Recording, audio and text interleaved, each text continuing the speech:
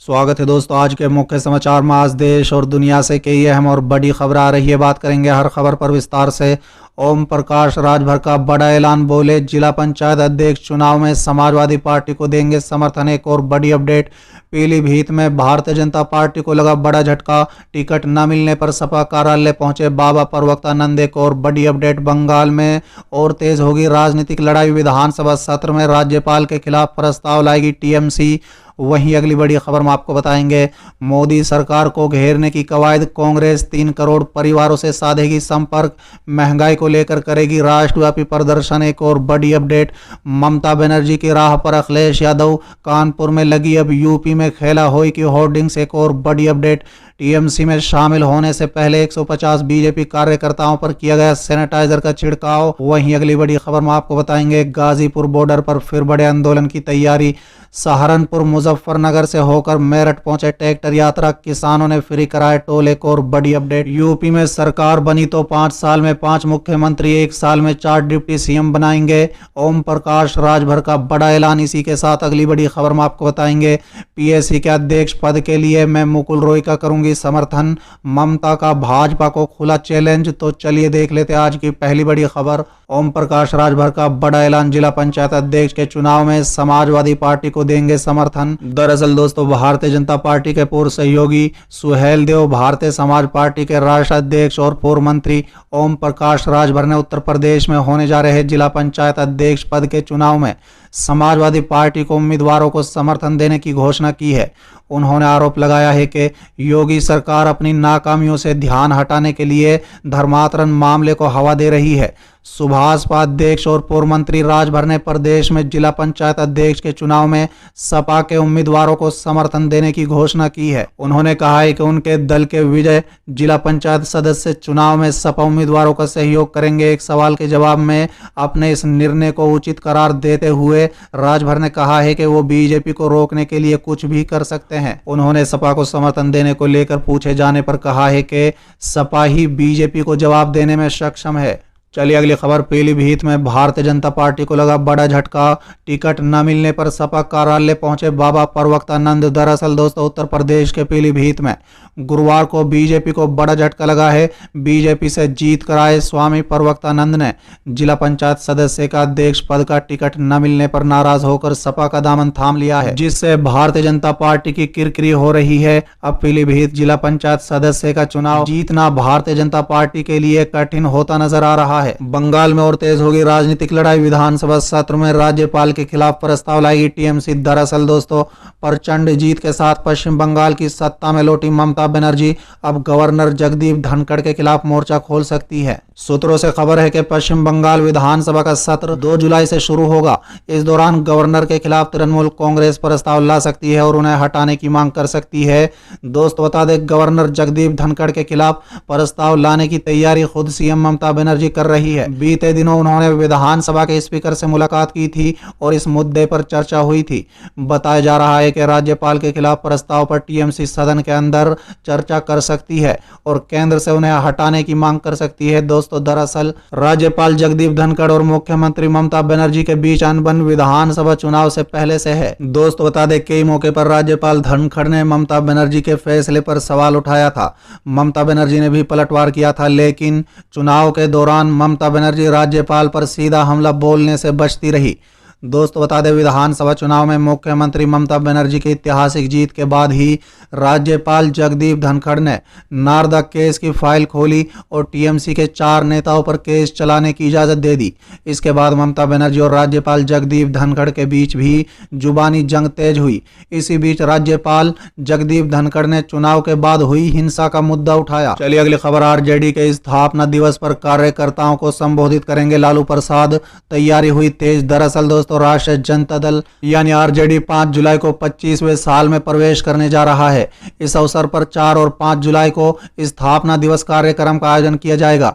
दोस्तों बता दें, रजत सुप्रीमो लालू प्रसाद यादव दूसरे दिन यानी 5 जुलाई को संयुक्त सत्र को ऑनलाइन संबोधित करेंगे। दोस्तों बता दें, जनता दल से अलग होकर लालू प्रसाद ने 5 जुलाई 1997 को राष्ट्रीय जनता दल बनाया था। स्थापना दिवस पर पार्टी की ओर से पौधे भी लगाए जाएंगे। चलिए अगली खबर, मोदी सरकार को घेरने की कवायद, कांग्रेस 3 करोड़ परिवारों से साधेगी संपर्क, महंगाई को लेकर करेगी राष्ट्रव्यापी प्रदर्शन। दरअसल दोस्तों, कांग्रेस अब महंगाई के मुद्दे पर मोदी सरकार को घेरने की कवायद में लगी है।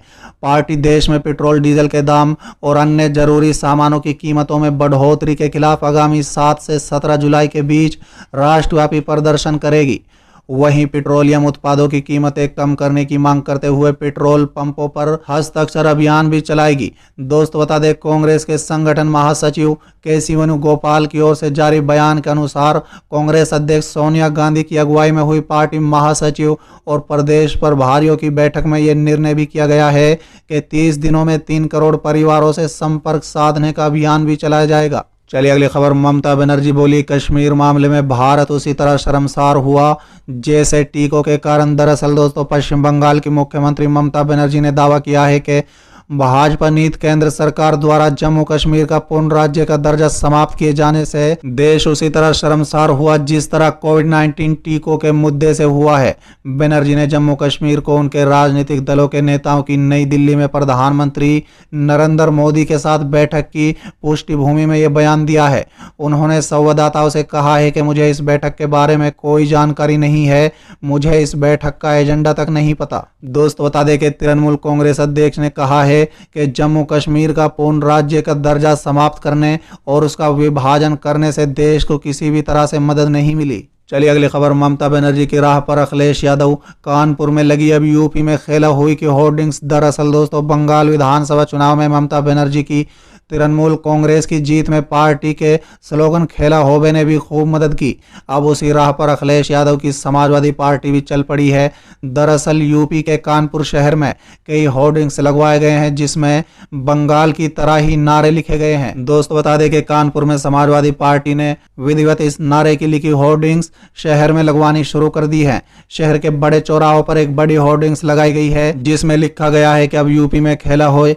होर्डिंग्स में सपा अध्यक्ष अखिलेश यादव की फोटो लगी है। चलिए अगली खबर, टीएमसी में शामिल होने से पहले 150 बीजेपी कार्यकर्ताओं का किया गया सैनिटाइजर का छिड़काव।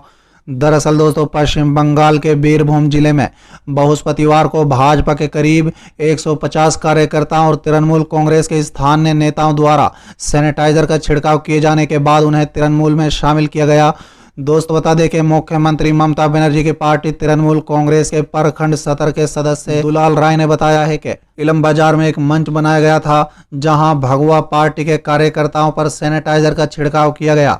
फिर उसके बाद स्थानीय नेताओं ने उन्हें तृणमूल का झंडा थमाया। चलिए अगली खबर, गाजीपुर बॉर्डर पर फिर बड़े आंदोलन की तैयारी। सहारनपुर मुजफ्फरनगर से होकर मेरठ पहुंची ट्रैक्टर यात्रा, किसानों ने फ्री कराया टोल। दरअसल दोस्तों, सहारनपुर के नागल से भाकियू के प्रदेश उपाध्यक्ष चौधरी विनय कुमार के नेतृत्व में किसानों ने ट्रैक्टर यात्रा शुरू कर दी है। नाराबाजी के साथ ट्रैक्टर ट्रॉलियों में सवार किसान रवाना हुए। किसान यहां से मुजफ्फरनगर और मेरठ के रास्ते गाजीपुर बॉर्डर तक जाएंगे। दोस्तों बता दें, इस दौरान पुलिस प्रशासन भी अलर्ट रहा और मौके पर पुलिस कर्मियों को तैनात किया गया था। दोस्तों बता दें कि भारतीय किसान यूनियन के राष्ट्रीय अध्यक्ष चौधरी नरेश टिकैत ने कहा है कि भाजपा सरकार किसान विरोधी है, सरकार की करनी और कथनी में अंतर आ गया है। यही कारण है कि 7 माह से आंदोलन कर रहे किसानों की बात सुनने के लिए सरकार तैयार नहीं है।